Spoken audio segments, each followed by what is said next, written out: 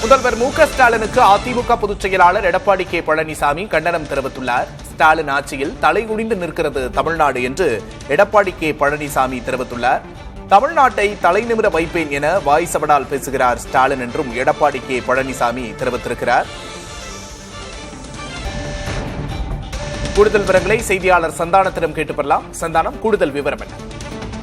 விக்னேஷ், தமிழக எதிர்க்கட்சி தலைவரும் அதிமுகவினுடைய பொதுச் செயலாளர் எடப்பாடி பழனிசாமி முதலமைச்சர் மு.க.ஸ்டாலினை கண்டித்து ஒரு மிக காட்டமாக ஒரு அறிக்கையை அவர் அளித்திருக்கிறார். அதுல உலக சரித்திரத்தில் ஹிட்லர், முசோலினி, நீரோ போன்ற கொடுங்கோல் மன்னர்களை பற்றி மக்கள் கேள்விப்பட்டிருக்கிறார்கள், சரித்திர புத்தகங்களில் படித்திருப்பார்கள். ஆனால் இந்த சர்வாதிகாரிகளின் மொத்த உருவமாக தமிழகத்தின் முதலமைச்சர் இருக்கிறார் என தமிழக மக்கள் பார்க்கிறார் என்றும், நடுவிரைவில் ஒரு பெண் தனியாக பாதுகாப்பு நடந்து செல்கிறாரோ அன்றுதான் உண்மையான சுதந்திரப்பட்ட நாள் என்று மகாத்மா காந்தி கூறினார்.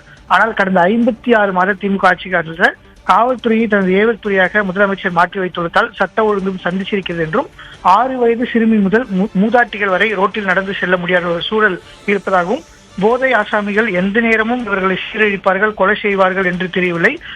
இந்த நிலையில் தீய சக்தி திமுகவின் ஆட்சி முடிவு வரும் நிலையில் ரோம் நகரம் பற்றி ஏறும்போது நீரோ மன்னன் பிடில் வாசிப்பது போல மகளிர் மாநாடு நடத்துகிறார் என்று அவர் தன்னுடைய கண்டனத்தை குறிப்பிட்டார். குறிப்பாக சமுதாயத்தின் அனைத்து தரப்பு மக்களும் கொடுத்த வாக்குறுதிகளை நிறைவேற்றாத முதலமைச்சர் மு.க.ஸ்டாலினை கண்டித்து வீதியில் இறங்கி நாள்தோறும் போராடி வருகிறார்கள். போராடுபவர்களின் கோரிக்கையை நிறைவேற்றுவதற்கு பதில் அவர்களையும் எறும்பு கரம் கொண்டும் அடக்கும் வேலையில் தான் முதலமைச்சர் ஸ்டாலினுடைய விடியா திமுக அரசு ஈடுபட்டுள்ளது என்றும், பல லட்சம் கோடி ரூபாய் மக்களின் வரி பணத்தை கொள்ளையடித்து தங்கள் பரம்பரையின் வாழ்வை மட்டுமே வளப்படுத்தும் நோக்கில் அல்லும் பகலும் கரப்ஷன், கமிஷன், கலெக்ஷன் என்று செயல்படும் ஸ்டாலினின் கொடுங்கோல் ஆட்சிக்கு முடிவு கட்டும் காலம் நெருங்கிவிட்டது. விடியா திமுக கொடுங்கோல் ஆட்சியின் அல்லல் பட்ட மக்கள் அதை பொறுக்க மாட்டாது அழுத கண்ணீர் ஒரு அரசின் செல்வத்தை அழிக்கும் படை ஆகும் என்பதை என்று இருவரிகளில் திருவள்ளுவர் கூறியதை போல தன்னிலை நுழைந்து செயல்படும் முதலமைச்சர் ஸ்டாலினுக்கு நினைவூட்டுகிறேன் என்றும், நம்மை கேள்வி கேட்க யாரும் இல்லை, நம்மை வெல்லும் சக்தி எங்கும் இல்லை என்ற மமையதோடு சுற்றி முதலமைச்சர் ஸ்டாலின் அவர்களே என்று அவர் கண்டித்திருக்கிறார். விரைவில் தமிழகம் சந்திக்கும், மக்கள் மாறுதலை தருவார்கள்.